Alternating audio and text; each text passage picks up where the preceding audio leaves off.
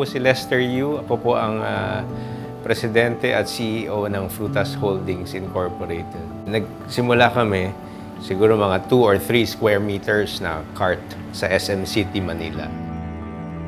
Doon nagsimula.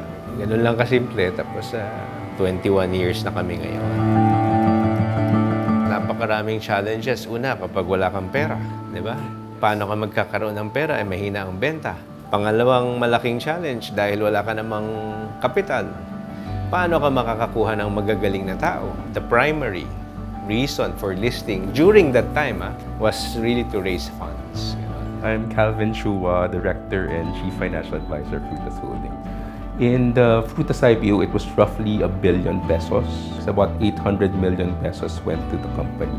In the span of 4 years, we acquired Soy Kingdom, Balay Pandesal, which was subsequently listed, Lingnam, and also Fly Kitchen, which is a cloud kitchen operator.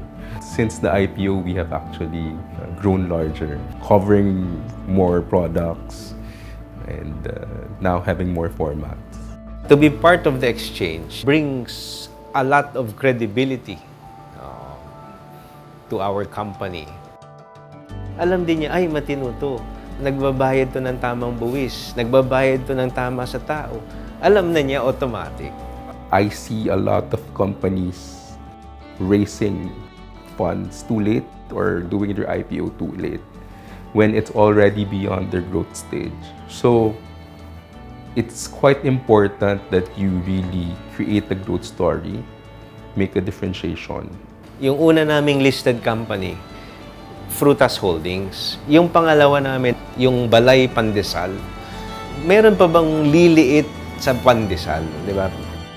Nilist din namin. Talagang nire-recommend ko siya. Kailangan buo ang loob nila. Talagang gusto nila.